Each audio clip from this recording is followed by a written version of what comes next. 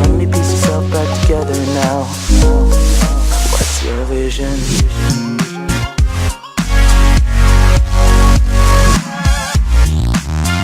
They claim, according to special operations, 4-star generals, that literally it causes a person to go to pieces. I'll throw 2017 out, and you can take that to the bank. What should give us hope that this is a turning point? That this is the moment we finally determined we would save our planet. You're doomed. So to hell with it. Enjoy the ride. I tell people. Wise men said, just walk this way to the dawn of the light. The wind will blow into your face as the years pass you by. We all call it Planet X or Nibiru, but it is a dwarf star. It's either a red dwarf or a brown dwarf star. Now, the object, which is clearly Planet X by deductive logic and process elimination, is therefore now between Mars and Jupiter. It's not in the outer reaches of the solar system. It can clearly be seen, especially from the southern hemisphere. The implications and the side effects of what might happen to us here on Earth is pretty scary. We're going to get into some of that. Now, one of the cool things that David discusses with us here is instead of having to just take his word for it, he gives you coordinates on where you can actually see it for yourself. Mid-2017, he says we're going to see an eclipse with Nibiru. He has been able to take his background and transition it into research on Planet X, and has recently compiled an awesome book with a treasure trove of information. David, how the heck are you? Very good tonight, sir. How are you? I'm doing fantastic. I appreciate you coming on here with us. I know that you had reached out to us a few weeks ago. You've got a really cool book coming up here that's going to break everything down with Nibiru. You know, let's talk about what you do. Well, the way I got into it, I've always believed in following the money. About 5 years ago, I got into some research on the Pentagon black budget. And I don't know if you recall, but you probably do, that the day before 9/11, Don Rumsfeld announced at a Pentagon news conference that the agency was 2.2 trillion short. Money was simply missing, 2.2, not billion, but trillion. So having worked for a period of time at the Pentagon, I realized this was most likely black budget funds. And I did some investigation, and I ran across a couple of areas, basically the deep underground military base research done by Jesse Ventura, done by Phil Schneider, done by other personalities. And I realized, of course, that's likely the source of the lost money. It's black budget ops, and it's being spent. And why is it being spent in terms of these type of bases? So that's how my curiosity was picked, you might say. These bases, I understand, are built away primarily from geologic tectonic areas, but again, when Planet X passes, you're going to have new geotectonic faults established when you have force 11, 12, 13, 14 earthquakes. So I don't know how safe they're going to be. It could be a lost investment for those people. In any case, that was my basic introduction about 5 years ago, and then I got into the science of the topic. My understanding, and this is partly from Phil Schneider, I know he worked 11 years at Groom Lake, Area 51. He says the black budget varies between 0.2 trillion and 1.2 trillion per year. I'm not sure when the inception started. It was absolutely going on in the late 70s and 80s. He says a couple of dozen of these may be reasonable for protection. I agree, nuclear protection. But the question is, why do we have over 130 of these? That doesn't really make any sense unless, obviously, Planet X is absolutely a fact, which it is. Well, so, you know, 4 years ago, I remember reading an article on Yahoo News that claimed eventually people are going to be able to look up in the sky and they're going to see what looks like a second sun, but really it's a giant sun that exploded. I think they said it was Betelgeuse or something like that.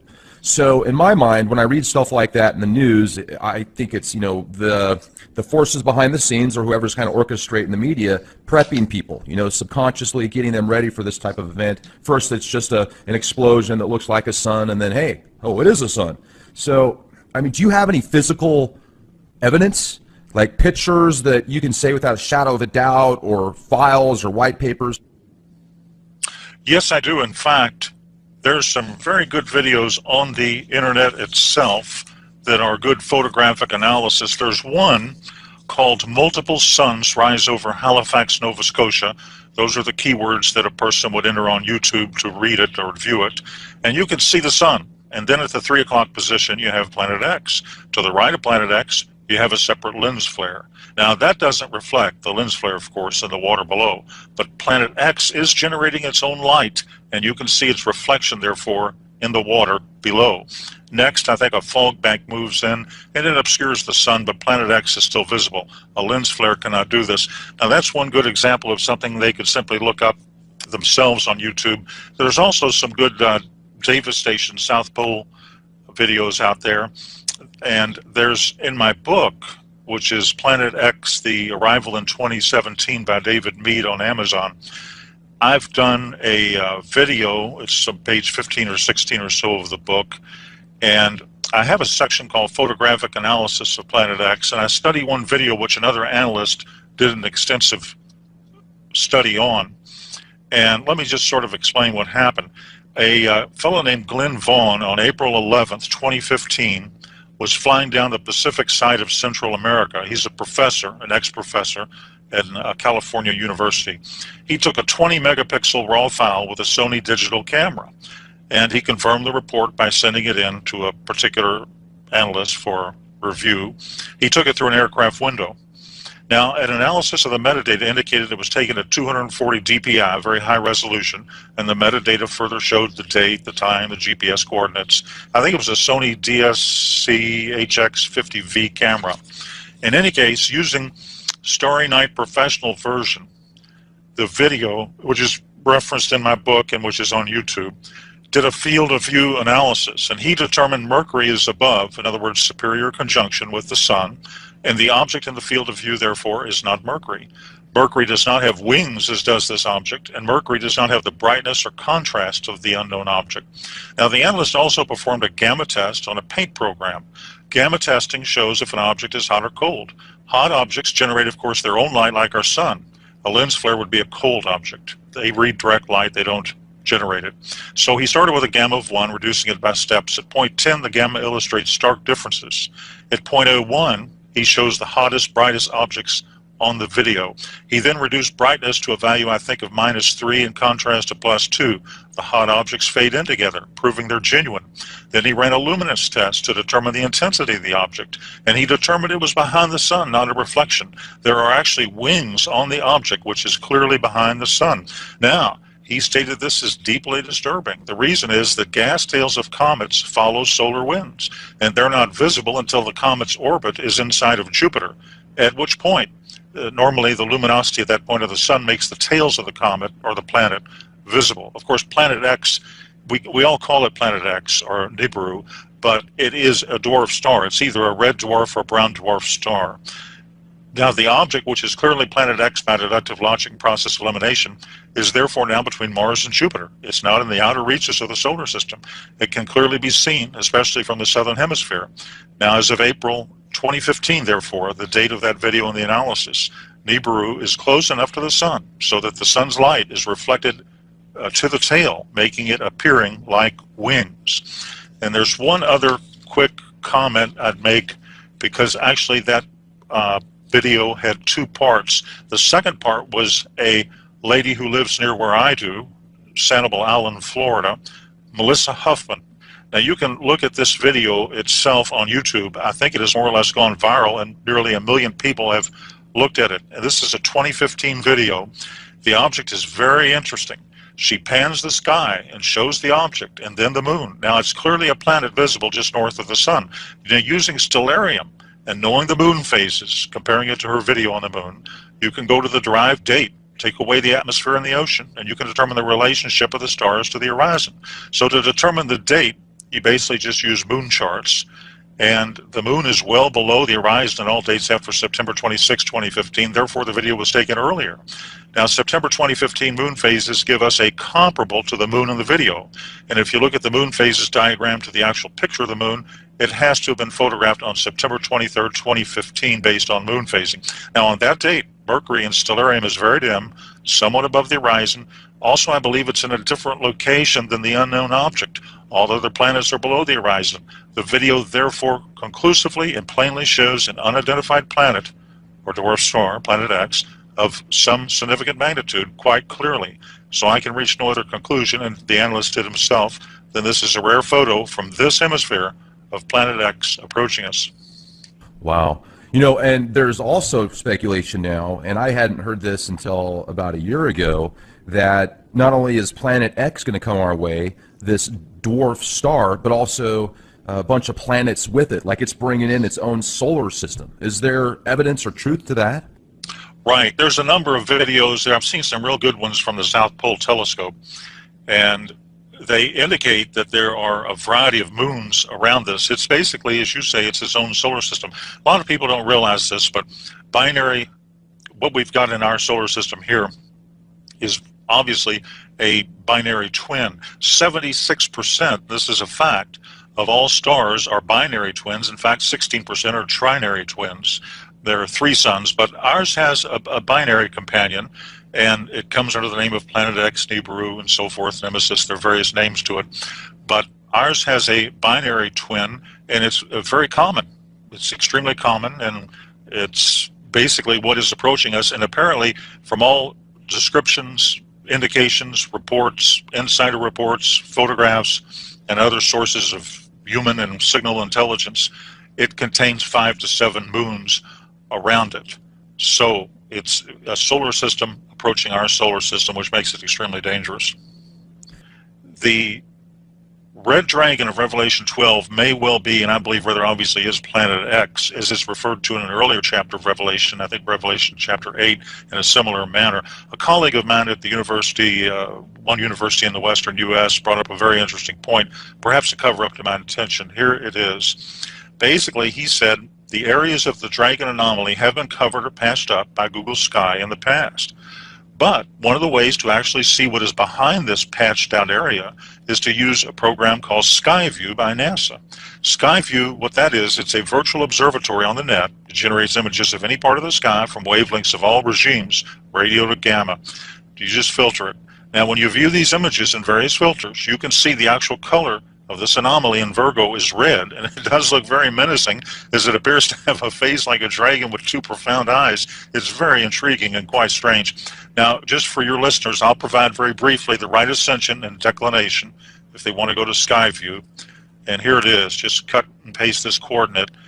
Here's the right ascension, 13 hours, 50 minutes, 44 seconds. Here's the declination, and that would be minus 8 hours, 13 minutes and 59.7 seconds. So right ascension is the celestial equivalent of longitude, and in the sky latitude is called declination. So you just enter those coordinates, and then on Skyview you just choose the Iris 100 micron telescope setting, and there you are. You've never seen an object quite like this one. Now, the sign itself might be a sweeping parenthetic of that entire biblical 70th week of Daniel, which is a key to solving the most complex cryptogram in existence, the Book of the Apocalypse. As to what it is, the astronomical scientific community, I think, is keeping a very low profile.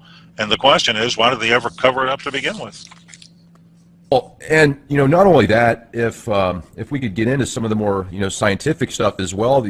Because it's so close now, it's different. When it was first observed, probably the first time it was actually observed, it was observed in the infrared spectrum in 1983 by a orbiting Earth satellite telescope called the Infrared Astronomical Satellite.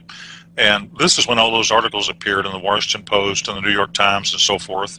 And that's when, right before blackout occurred, there were some articles over a 6 to 12 month period of time when it was pretty much spoken freely of, and then all of a sudden I think they realized the seriousness of the matter, and they went ahead and produced a blackout. Now, remember this, the blue daytime sky is going to hide Planet X until it eclipses the sun. But there is going to be a full disk solar eclipse right after September 23rd, 2017. This occurs, if you look at moon charts, on October 5th, 2017. And what happens, of course, during a full disk solar eclipse is the sky turns black, and that will reveal at that point, that week, in my opinion, the week of October 5th to 12th, according, if the book of Revelation is true, because this ties in perfectly with it, that could well be the exact month that we can first see it with the naked eye. So, in my opinion, combined with a predictive computer-generated astronomical model, the Bible, the book of Revelation, the Apocalypse, tells us that the red dragon, or Planet X, or Nibiru, appears after September 23rd, 17, but it has to appear before October 11th, 2017. At that date, October 11th, 2017, the sign in Virgo, the woman Virgo, will no longer be, quote, pregnant. Then the red dragon, or Planet X, therefore must make it an appearance before October 11th. So that seems to be a cutoff date. Jupiter, which is known as the planet or the star of the Messiah, exits Virgo, the Virgin, on October 11th, after having spent, I believe, 301 days, or about 42 weeks, in the, quote, womb region of that constellation. And again, after that point, the woman will no longer be pregnant. So that gives us a very narrow window, just to use the book of Revelation or the Apocalypse as sort of an intel briefing. And the great sign of the woman, is described in Revelation 12, 1-2, forms and lasts for a few hours. And according, again, to astronomical models, this sign has never before occurred in human history. It will occur once on September 23rd, 27. It will never occur again. And I believe it places us right at the time frame from that analysis of the Planet X approach to the Earth. I would prepare on or before the fall of 2017. I would conduct emergency preparedness. Of course, you want to be spiritually ready. You want to have a clear conscience and all that, but you need to do physical preparations as well. I think survival gear, emergency food, that sort of thing. And the reason is that, again, all this while you're going to get increasing levels of disinformation from the mass media until it's actually there. And then they're going to say, whoops, we didn't have any notice, we don't know what happened, and so forth.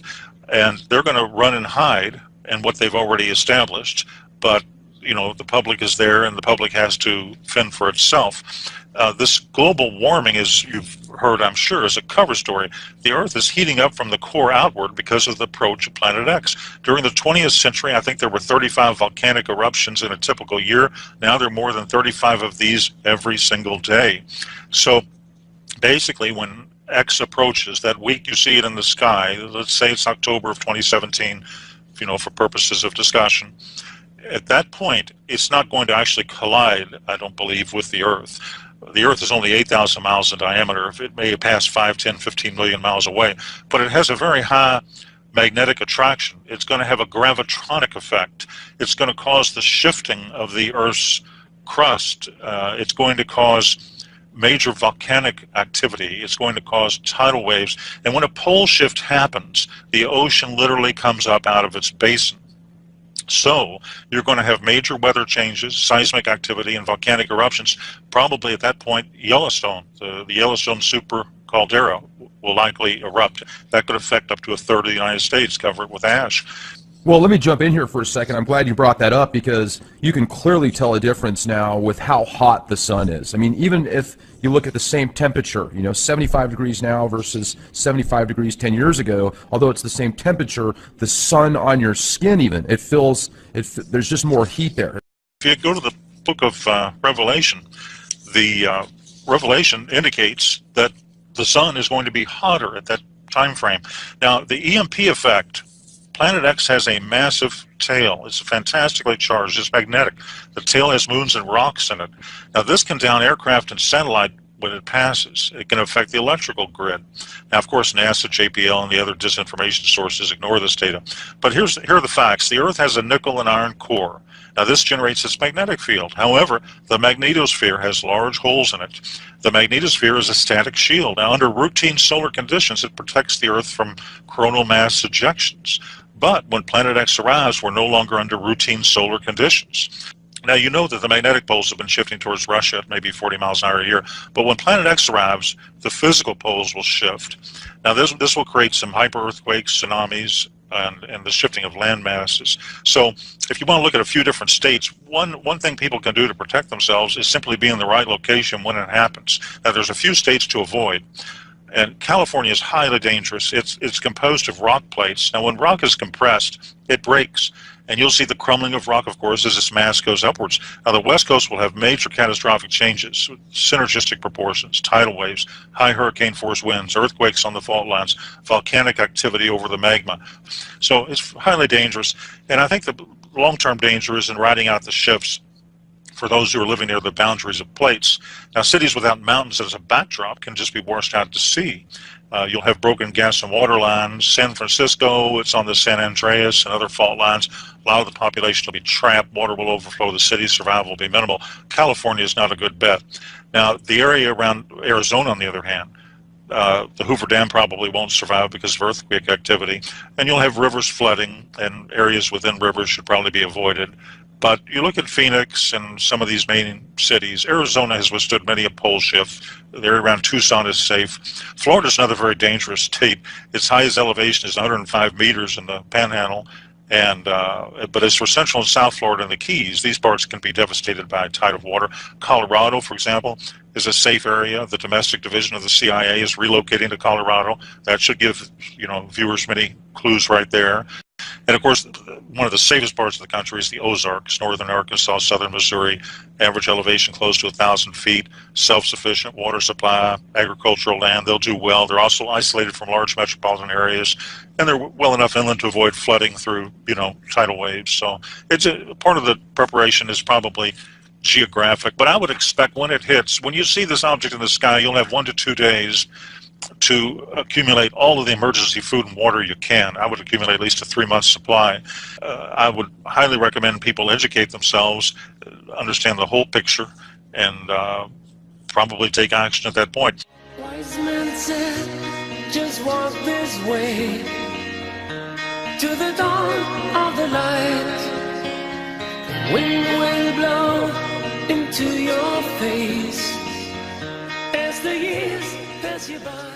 We're a terror alert orange, which means something might go down somewhere in some way at some point in time. So look